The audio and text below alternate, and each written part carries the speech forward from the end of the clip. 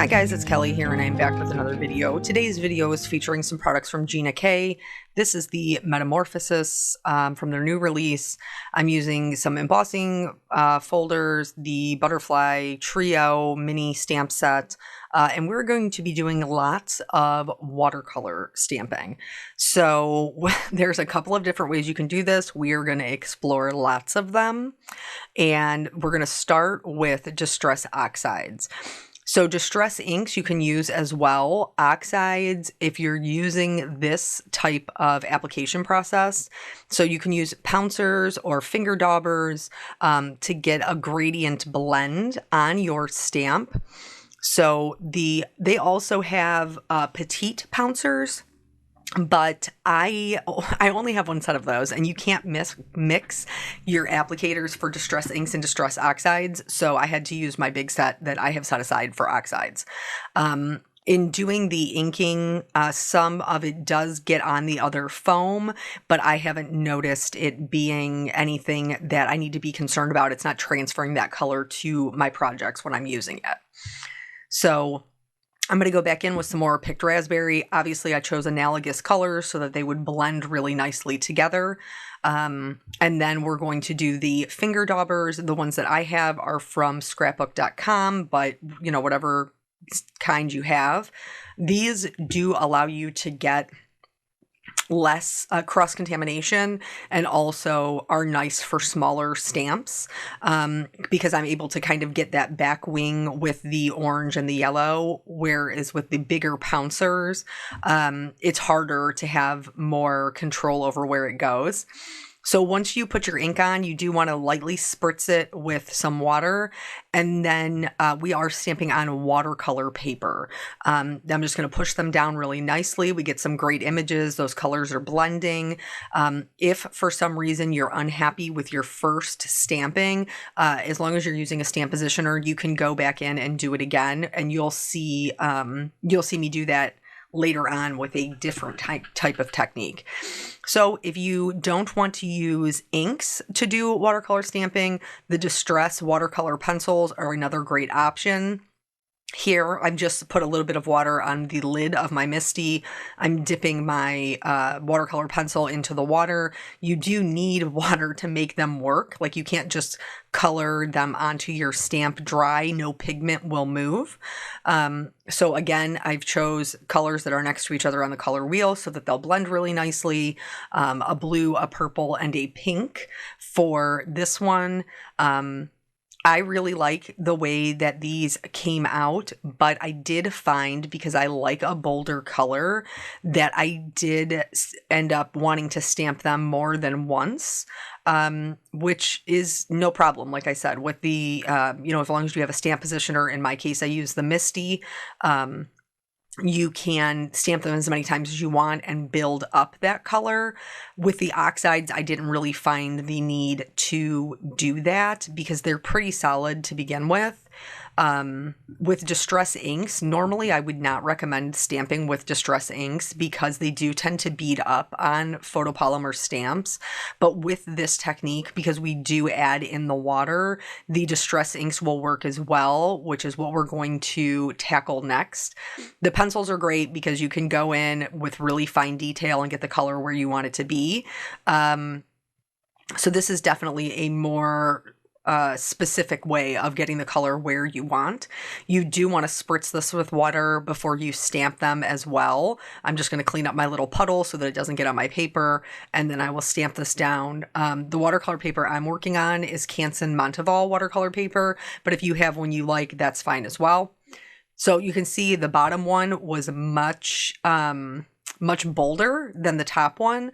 So the top one, I am just going to do the same thing again so that I can get a little bit of a bolder color to begin with. So that way when I go in to do my die cutting and stuff, I have a nice bold butterfly to work with.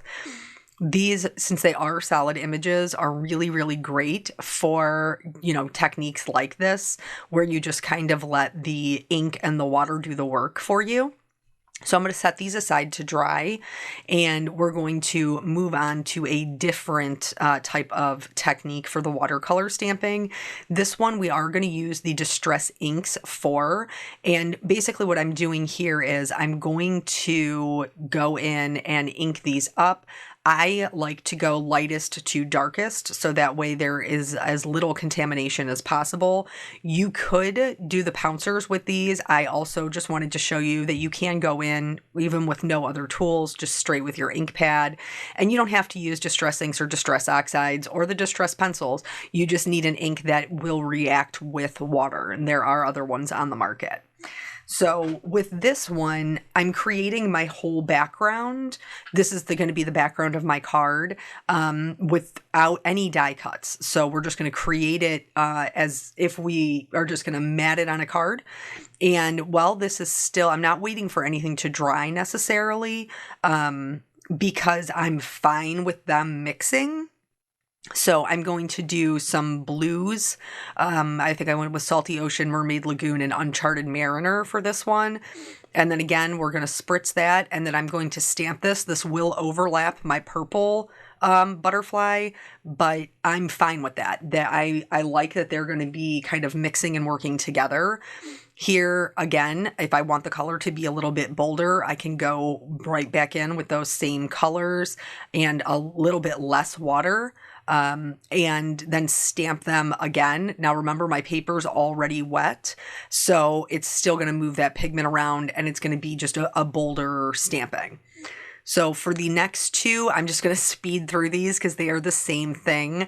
But I did want to show you how the whole background came together, because this is the background that you will see on the card when it is completed. So stamping over top of them is more of like a kind of collage-y style, is really nice, especially if you have colors that work well together. The next option here, I'm actually going to stamp, because I already know this background is done. You guys, if you watch my videos, normally you know at the end is when I bring all the cards together, but I already know this background is done. So before I move on to anything else, I'm going to stamp my sentiment, and I'm stamping that in amalgam, what is it? It's not jet black, obsidian, from Gina K as well. So then here I have more watercolor paper, and we're going to wet the stamps first for this one and then do the pencils. I really do like how, I cannot think of the word that I want. Like how you can just kind of get in those tiny nooks and crannies and be really, really intentional with where you're putting your color with these pencils. And they work on red rubber as well, like not just clear stamps. Or you can just create I've seen people create palettes with them because the whole pencil is pigment. So as you're sharpening them, you can just use those, pigments to create palettes in a tin or something that you can kind of use that way. But these, I really, really enjoyed working with these, and these will be die cut and paired with one of the other background techniques that we are going to do. So this was, I just kept playing and just kept making, basically, trying to do all of the different things that I wanted to do, because sometimes it's nice to not really just have to think about what you're doing and to do a nice technique that you have limited control over and is going to give you pretty results no matter how you apply your ink or, which method you're using. It's pretty much a surefire way to get an image that is going to be a really pretty watercolor image. And so, that's what I needed, just because I have so much going on lately. Summer is crazy. Obviously, I did stamp these 2 times, and then I'm going to flip the paper around. I left the stamps in the same spot, but this time I am doing some blues to create some die cuts for a different card that we're going to make. And so for this one, I used a combination of blues and blue greens, which I believe was Mermaid Lagoon, Salty Ocean, Salvaged Patina, and Peacock Feathers, if I remember correctly. And so I went with the darkest color towards the center of the body and then the lightest color on the outside of the wings. That Salvaged Patina is pretty light, but again, I did it twice because I just like that bold color. And blue is my boyfriend, you guys know that, so I was super happy with the way that those came out. Here is another idea that you can use for watercolor stamping. If you are a person who likes to have more structure than what we are going to be doing here shortly, one of the ways that you can do that is by using a stencil. So here I'm just using my Distress inks to get a base color down. I wanted it to look like there was going to be some, brush or bush grasses behind my butterflies. That's why I'm speeding through this, because it's just regular ink blending onto watercolor cardstock. Then I will this is the thick brush stencil from Gina. I will put that on there, and I am not going to do any of the stencil, like where it is blue. I'm letting it kind of drift off at the end there. And I'm going over it with those same green colors. So that Twisted Citron, that Mowed Lawn, and then the Rustic Wilderness. This is going to give you a really, really structured background. I tried another stencil as well from Gina, one that I really like. It's called Sassy Stripes, but I didn't end up using that one. I just liked the way that this one came out better, and I'll set that one aside for use of another time. But you'll see that there on the left-hand side. And for that one, I just used the Salty Ocean. So in order to give this a more watercolor look, I am doing just some splashes of clean water. Then I'm also going to do some splatters. That piece in the middle is actually just Nina 80-pound cardstock. It is not it's not watercolor paper. So I have to be careful about how much moisture I'm putting on it. But I did do some splatters of the Salty Ocean. And then all of them, of course, are going to get some splatters of Perfect Pearls because I love the Perfect Pearls. I cannot help myself. I want to put them on all of my backgrounds. So if this is not for you, if you don't like the shine or the look of the splatters, you can absolutely skip that step. For the card that we end up using the blue splatters on, it would look fine with just a white background. So moving on to the next technique for watercolor stamping, I wanted to show you that you can in fact do it with outline stamps and still get a really good result. So for this one, I went back to the Pouncers, and I am using the same kind of pink, orange, yellow combination that I used previously for the other ones. And then I did just stamp it down, and now I'm going to go in with a paintbrush, and I am going to start moving that pigment on top of the watercolor paper. If you want more color or more shading, you can just pick it up off of a palette, or if in this case I've used the Misty, so I'm just going to pick it up off the door where it's kind of surrounding the stamp, and I'm just going to add more pink or more yellow where I want it to. This will help give it a more watercolor look. You certainly don't have to move it. You could just stamp it down, but then we would not be watercolor stamping. That would be a different technique, which is totally fine. We're here for all of the inspirations. So I'm going to keep stamping this flower. And then I am also going to bring in that butterfly trio that we saw at the beginning to add different types of butterflies into the background. I think that one used to be an incentive set. I think that's probably how I ended up with it, but I love butterflies. So I will use it probably as long as Gina carries it, honestly, and then after that too. So here, if you like a bolder outline like we did the first time, you can absolutely leave it like that. But I wanted to show you, if you wanted to kind of water out one of the edges, if you like a looser watercolor, that you can actually water out the edge, and then you would put down like clean water.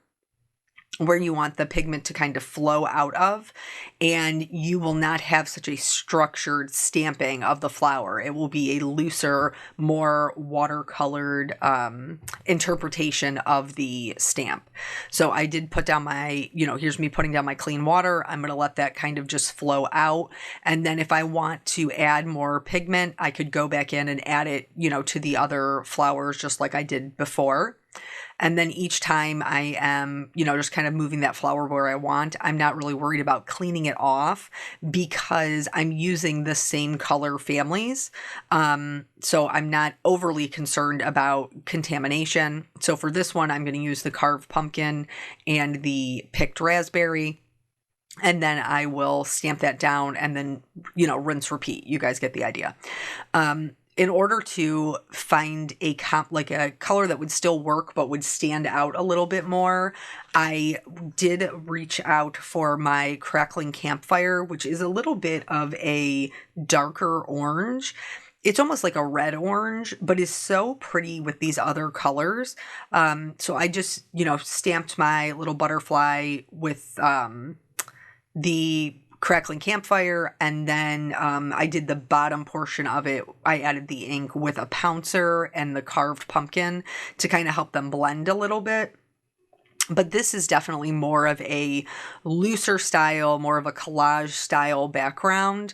You could leave it just like this and not add the die cuts that we do in the end, and it would still be beautiful. So, whichever kind of look strikes your fancy, you could go in, whichever one you want. Obviously, I do not paint this fast. It is a little bit sped up, but we have quite a bit to get through in this video. So I'm just wanting to make sure that I'm getting everything in there. So this one is the same thing we've been doing. And as I got more confident about where I wanted, what look I wanted and where I wanted my items to go, I'm stamping more of them at a time. So that one in the top, that flower, I know is just going to be in the top right corner, and I'm only going to get just a little bit of it, but I actually only put it there for a little bit of balance. Our bottom right corner is a really heavy, and this, I should also note, this piece is larger than 4 1/4. It's actually a 5 inches across.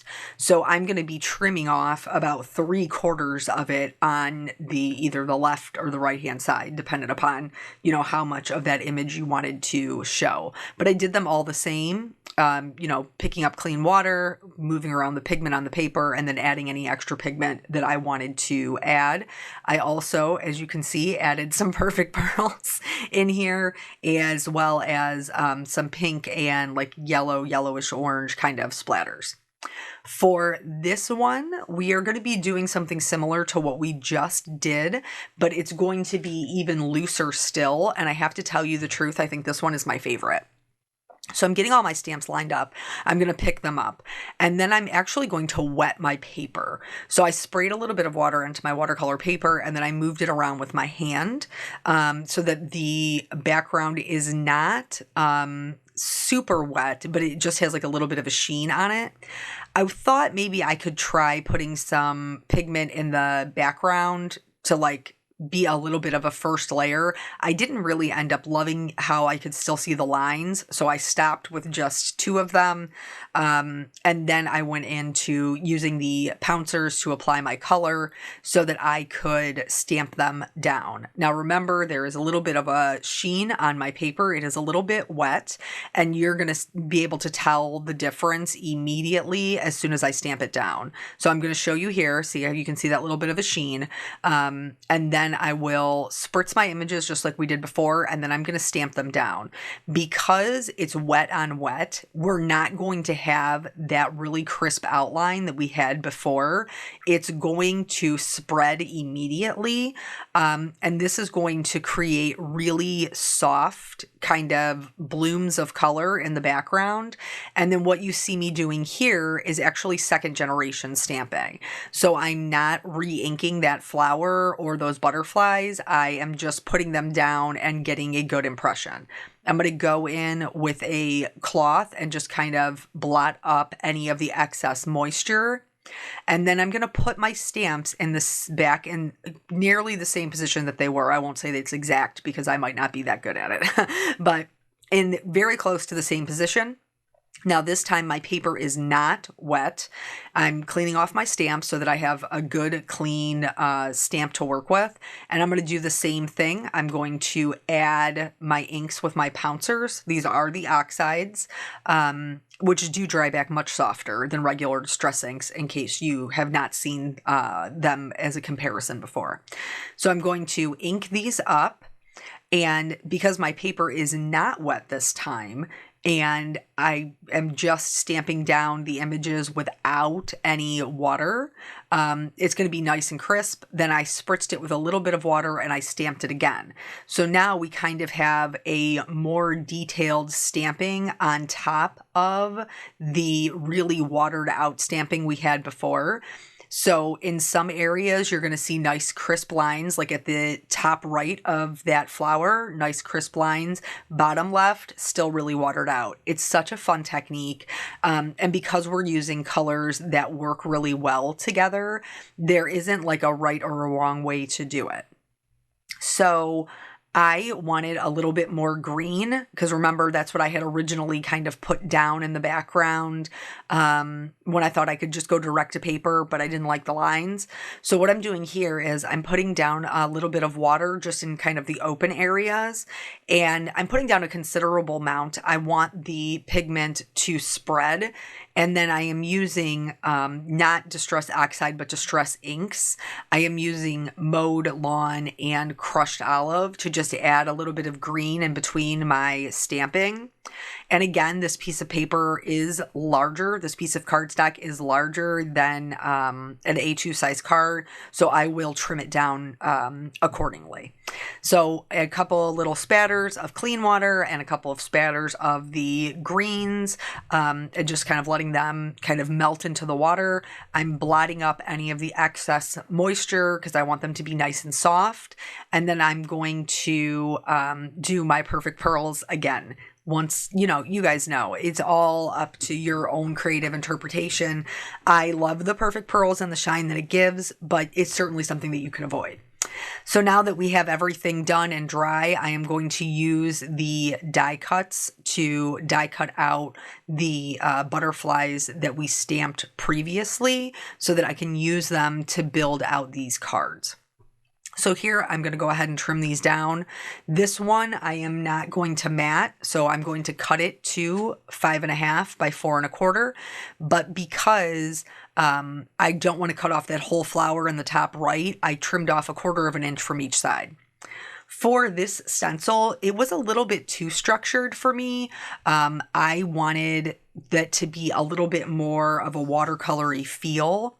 So I'm going to take water and my paintbrush, and I'm just going to go right over those leaves just to move the pigment around and give it more of a watercolor feel. And then we're going to do some stamping. So this will be a 1-layer card. Since I kind of went, obviously this is sped up, I'm not this fast, even though I wish I was sometimes. Sometimes I do, sometimes I don't, because, the making is what's enjoyable for me. I was having a conversation with a crafty friend, and we were talking about like the making versus the final product, and everybody in this hobby has like different goals when they're, what they're trying to get out of their creativity. And I am a person who enjoys the making, but I also enjoy the final product and everything coming together. Whereas my girlfriend, Dawn, she just enjoys the making. She doesn't care if she makes anything out of it. So I'll be interested to know what you guys feel like you are. So here, now everything is dry on our background, and we're going to go in and we're going to stamp right over top of this. Now, this is only going to work because I am using Distress Oxides and they are more opaque. If you try to use something that is translucent, like just a regular dye ink, it's probably not going to work as well. And even then, I'm pretty sure I had to stamp it twice. But so I'm doing a like a blue, purple, pink kind of combination which you would think would be a little bit questionable since we're going over green. But the vast majority of the pink is in that larger butterfly's wing on the right-hand side. And it's up in the sky where the blue is, so they didn't really blend too much. Now, obviously, in stamping this, it's nothing special to look at right now, but I had to get some pigment down in the more structured fashion before I could do the actual watercolor stamping. So now I'm going to do it again with the same colors, and this time I'm going to spritz it, and then this water will also activate the ink that's on the cardstock as well as the ink that's on the stamp.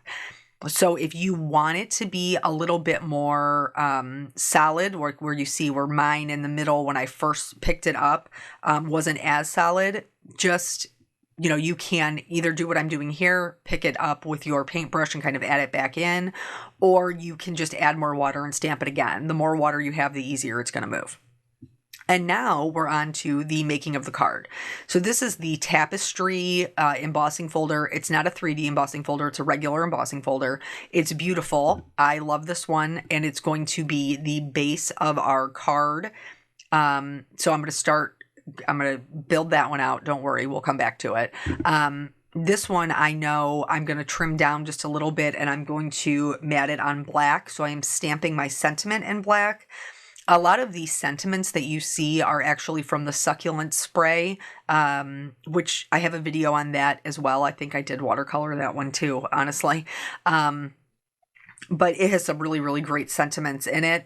And then there's another one that's called Spread Your Wings. If you're a butterfly fan, I know I have a video on that one. If you're a butterfly fan, that would be a great one to pick up. That's what that sentiment, there's a longer sentiment you'll see here shortly. So this one I am mounting on some Tranquil Teal, which is also from Gina K. And the one that we embossed was that same color as well.